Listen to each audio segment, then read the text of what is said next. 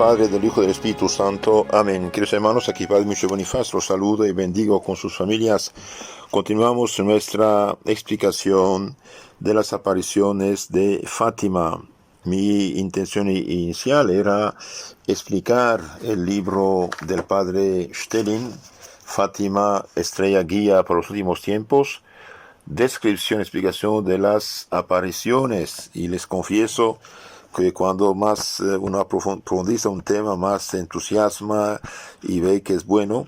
Y bien, cayó en mi mano otro libro de C.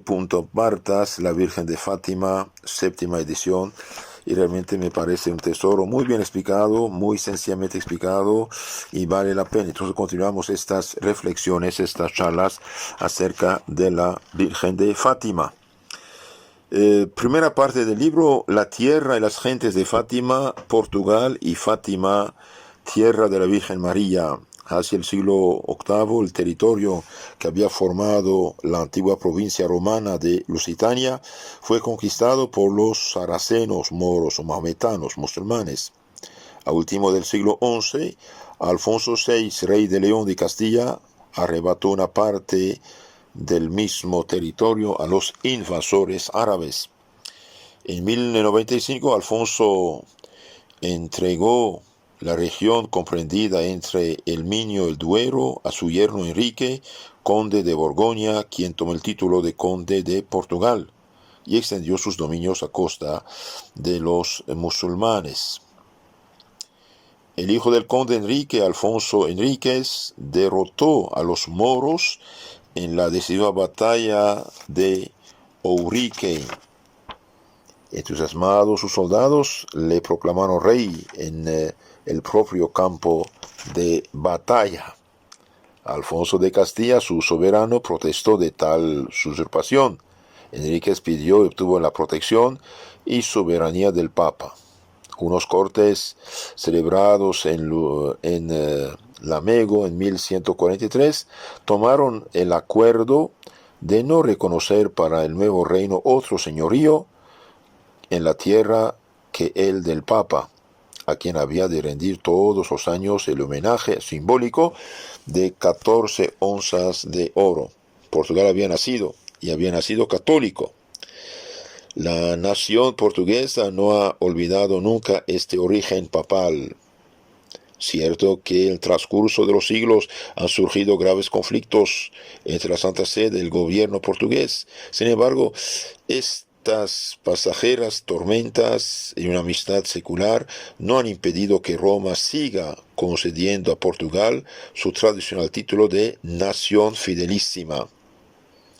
En los tiempos modernos, la monarquía, aunque unida a la Iglesia por sus orígenes, sus tradiciones, incluso por los pactos oficiales que le concedían derechos excepcionales en materia eclesiástica, se había mostrado demasiado débil ante las intrigas de las logias masónicas. La masonería, que nació en Inglaterra protestante en 1717, tiene como fin eliminar, dice el Papa León XIII, todo lo que nos trajo la Iglesia y el cristianismo, y poner en lugar de la fe cristiana el naturalismo, es decir, seguir la naturaleza humana corrupta y pecadora. Prácticamente nada es pecado para esta gente. Portugal fue víctima de estas intrigas, de las logias, dice. El 1 de febrero de 1908, el rey Carlos y el príncipe heredero murieron asesinados. Mira, empieza una cosa derramando sangre inocente. El joven Manuel, proclamado rey, logró mantenerse en el trono durante 2 años. El 5 de octubre de 1910 abandonó el país. Se había proclamado la República Masónica, que toma el poder sobre un pueblo cristiano sin consultarlo, claro, sin derechos de qué, violando todos los derechos de toda una nación. Así. Enseguida comenzó un triste periodo de desórdenes, de anarquía y de persecución religiosa que parecía había de conducir el país a una total decadencia.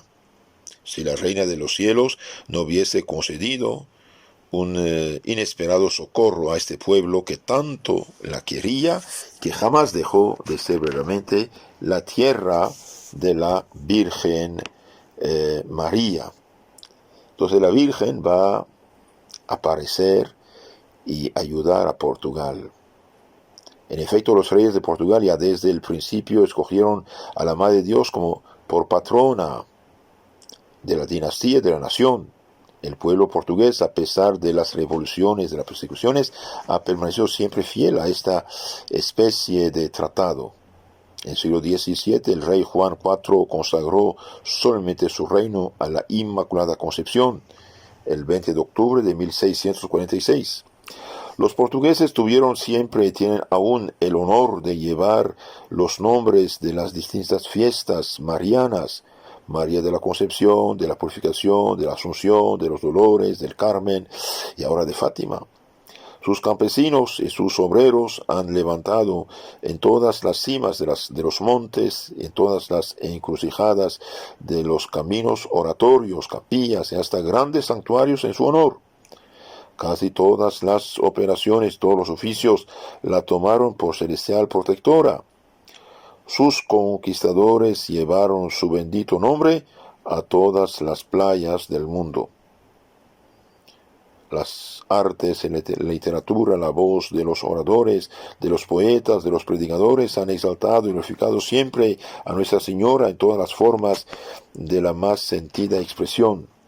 Ricos y pobres desean honrar sus misterios de pureza y amor, frecuentan sus peregrinaciones y sobre todo rezan rosario. De esta forma María reina en todos los hogares, incluso durante los mayores triunfos sectarios. En las primeras décadas del siglo XX, se observó particularmente entre las familias del campo la costumbre de rezar todos los días el Santo Rosario. ¿Y qué dijo la Virgen en su aparición? Recen todos los días el Santo Rosario. Esa devoción se practicó de manera particular en la comarca de la antigua diócesis de Leiria, en el territorio que rodea el célebre monasterio dominico de Nuestra Señora de la Victoria de Batalla, el cual reunió en su simbolismo todos los recuerdos de los tiempos gloriosos en que Portugal se afanaba en la lucha y el sacrificio para ser un pueblo cristiano.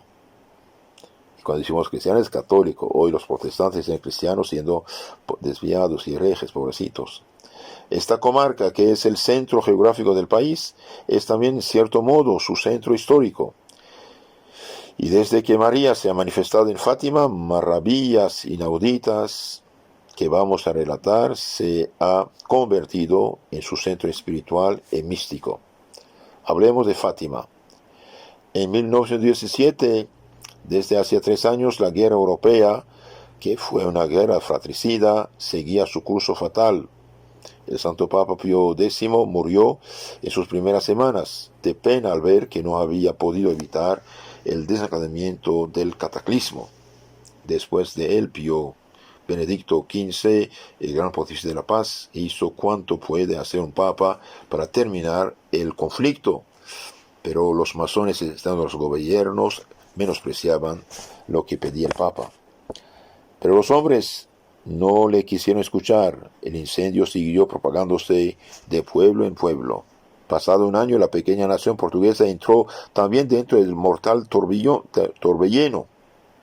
Todos los días veía desaparecer en el terrible abismo de la guerra la flor de su juventud, de sus escasos recursos. Por donde quiera sollozos, ruinas, desolación y muerte.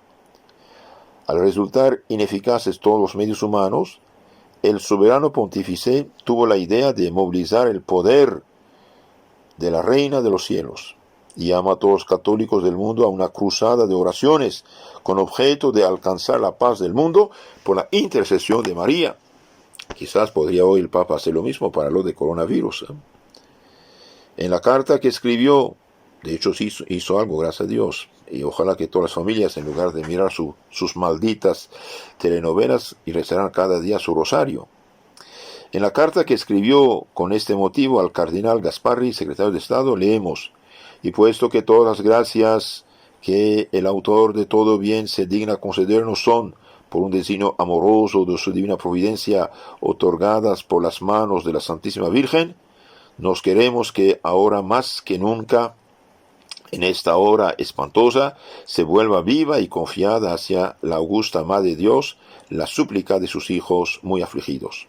En consecuencia, nos os encargamos que hagáis conocer al episcopado del mundo entero nuestro ardiente deseo de que se recurra al corazón de Jesús, trono de todas las gracias, y que a este trono se recurra por intercesión de María. Entonces el Papa pide que pidan al corazón de Jesús, por intercesión de María, la paz en el mundo. Al propio tiempo, el soberano pontífice prescribía que se añadiese a litanías de la Virgen la invocación, Reina de la Paz, ruega por nosotros. La carta de Benedicto es del 5 de mayo. De aquí que 8 días después, el domingo 13 de mayo, Nuestra Señora del Rosario se manifiesta a 3 pastorcillos en la tierra de Portugal, apareciéndoles luego otras 5 veces y recomendándoles con insistencia que rezasen rosario para pedir la terminación de la guerra, pues solo María puede obtener esta gracia a los hombres. Recen rosario para que se termine la guerra, dijo la Virgen. Y muy pronto, entre los siniestros ruidos de la guerra, empieza a circular de un extremo a otro de Portugal un nombre que resuena como un anuncio de paz, como una halagüeña invitación a la reconciliación, el arco iris en medio de la tempestad. Fátima, Fátima. ¿Qué evocaban esas sílabas de consonancia orientales? En historia o en geografía no se conoce otra Fátima que la hija de Muhammad, muerta en 632. Muhammad muerto en 632, la que en el siglo X dio su nombre a la dinastía de los Fatimidas en Egipto. Y sin embargo, el nombre de Fátima vuela de boca en boca, no solamente en Portugal, sino en todos los pueblos de Europa, del mundo entero, celebrado y bendecido en todas partes con un entusiasmo cada vez mayor. Fátima es una parroquia rural, unos 150 kilómetros al norte de Lisboa, del concejo de Villanova de Urem, en el distrito de Santarém. La forman unos 40 caseríos perdidos en los repliegues de una meseta unidas al macizo montañoso llamado Sierra de Aire, que contaba antes de los acontecimientos que la han hecho célebre unos 2.500 habitantes.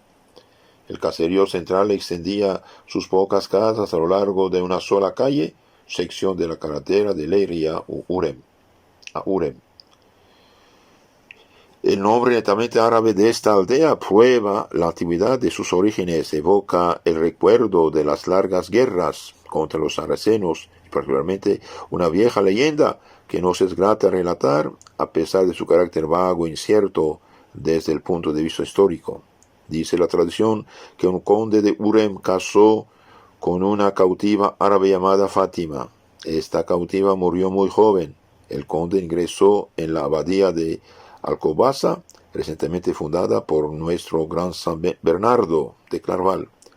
Enviado a fundar un priorato en la montaña vecina, traslada ahí los restos de su amada esposa, de ahí el nombre del lugar.